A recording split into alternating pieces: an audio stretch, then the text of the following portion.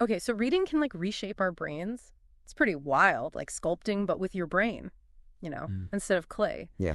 And you sent me some research about how reading rates are like plummeting, especially with younger people. And it really makes you think, you know, what does this mean for us, for our future? Yeah, it's a fascinating trend. It is. Luckily, we have this article from Science How. It's called How Reading Reshapes Your Brain and Boosts Cognitive Power. And it's from December 17th, 2024. So it's like hot off the presses. And they go into the study that looked at over 1,000 people's brains. Wow. Yeah. And get this, turns out the brains of people who read a lot, like avid readers, they have some unique characteristics. Interesting. Yeah. Before we get into that, can you give us a little overview of what's happening with these like declining reading rates? Sure.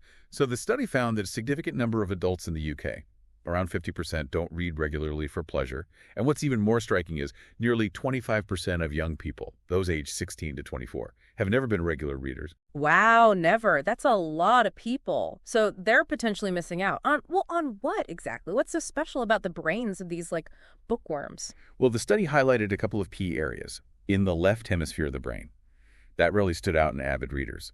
The first is the anterior temporal lobe. Think of this area as like the brain's master connector. It links different types of information, like the written word leg, with the visual image of a leg, the feeling of having legs, Mm. and even the action of using them to walk. That's so cool. So reading strengthens those connections and it makes our brains more efficient. That's the idea. Mhm. And what's interesting is that in good readers, this anterior temporal lobe is actually larger. So there's a strong link between reading and sanity, the physical structure of this brain region. So you wonder, do people who read a lot, do they just have like a natural advantage? Or is it the reading that's making it grow? Right, that's where the concept of brain plasticity comes in. Our brains are so adaptable, they're constantly rewiring themselves based on our experiences. So it's possible that the more we read, the more we stimulate and develop this area. So it's like a workout for our anterior temporal lobe. I like that. But there was also something about sound right in another part of the brain. You're right. The second area that stood out was Heschel's gyrus, which is part of the auditory cortex. This might seem surprising, since reading is mostly visual. Yeah, it does. What does the auditory cortex have to do with reading? Well, what's fascinating here is the connection to something called phonological awareness, which is the ability to connect letters to sounds. This skill is crucial for reading development, especially early on. And studies have shown that a thinner Heschel's gyrus can be linked to dyslexia, a learning disorder that affects reading fluency. So a thicker auditory cortex means you're a better reader. Well, it's actually more nuanced than that. The study found that in good readers, the left auditory cortex, where Heschel's gyrus is located, might be thicker in some spots, but it's also more spread out compared to the right side. Okay, hold on. How can something be thicker and more spread out? Researchers use this balloon model to explain cortical growth. Imagine blowing air into a balloon. It expands in all directions, right? Becoming thinner, but covering a wider area. In the brain, the key is a substance called myelin, which acts like insulation around nerve fibers. More myelin in the left hemisphere can make areas flatter, but more extended, allowing for faster and more efficient communication between brain cells. So even though it might look thinner, the left auditory cortex, in good readers, it's actually more interconnected and efficient because of this myelin. That's amazing. It is. It really highlights how complex the brain is and how even small structural differences can have a big impact on cognitive abilities. And it raises an interesting question. What's driving these differences? Right. Is it inherent or is it shaped by experience? Like reading, it's a big question. It's probably like a mix of both. Nature and nurture. We're born with certain predispositions, but our experiences really influence how our brains develop, and that includes how much we read. That makes you think about those declining reading rates. What happens if we don't give our brains this workout? Like, what are the implications? It's a really important question. Yeah. And it goes beyond just the physical changes. Reading isn't just about like decoding words. Right. It's about ideas, expanding your perspective, and developing those critical thinking skills. So it's not just about having a bigger anterior temporal lobe. It's about what that lets us do. Exactly.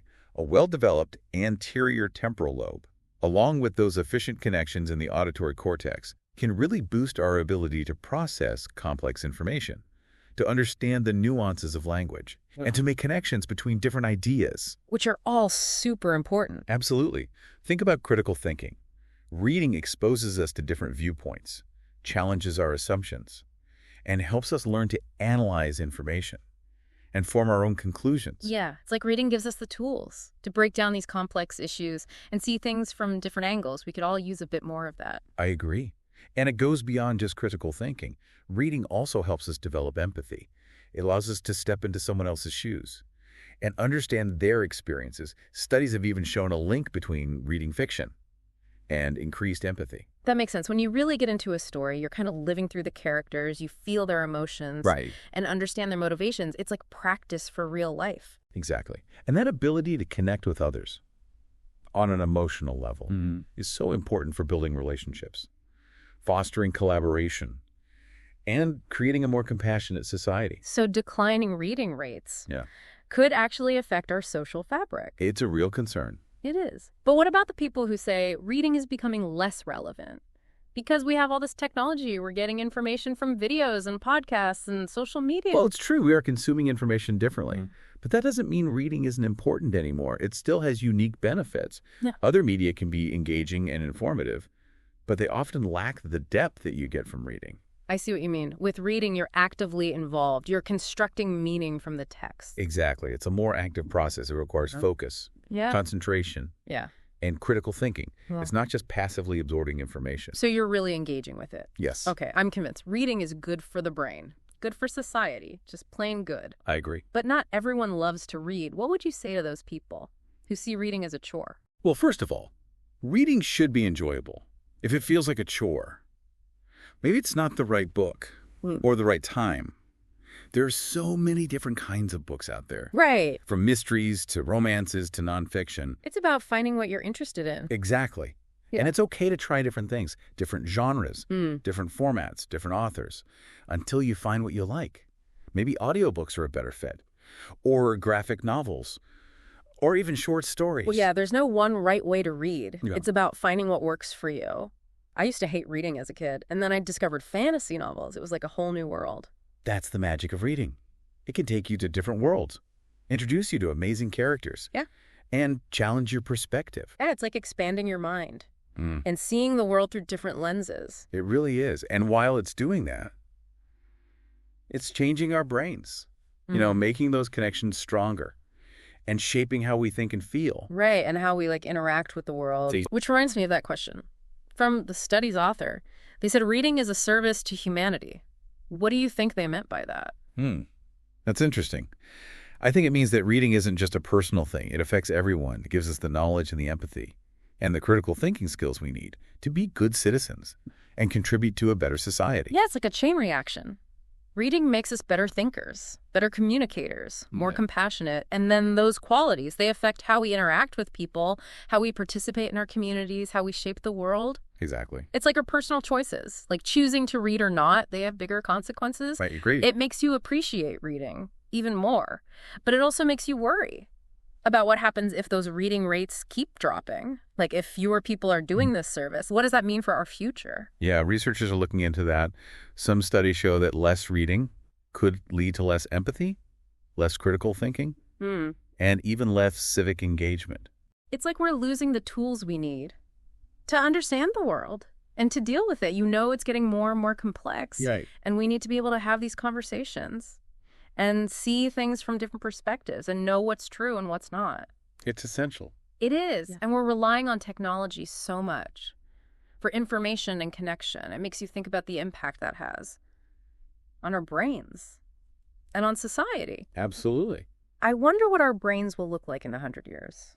If this keeps going, will those parts of the brain we talked about, like the anterior temporal lobe and Heschel's gyrus, will they shrink or become less active? It's definitely possible. Our brains are so adaptable, they change based on how we use them. If we're just passively consuming information instead of actively engaging with it, it's going to affect how our brains work. But we're not just, receiving information. We're actually shaping our own brains every time we read. We're not just learning something new. We're actually making our brains stronger. We're expanding our minds. Right. So there you have it. Reading isn't just a hobby. It's a way to shape our brains, boost our thinking, become more empathetic, and make the world a better place. It really is amazing. It is. It makes you realize that even the little things we do can have a big impact on who we are. And on the world around us. Exactly. So here's something to think about. What other everyday things are shaping our brains? without us even realizing it. What can we do today to make sure our brains are not just fast and efficient, but also deep and compassionate and thoughtful? Share your thoughts and keep reading.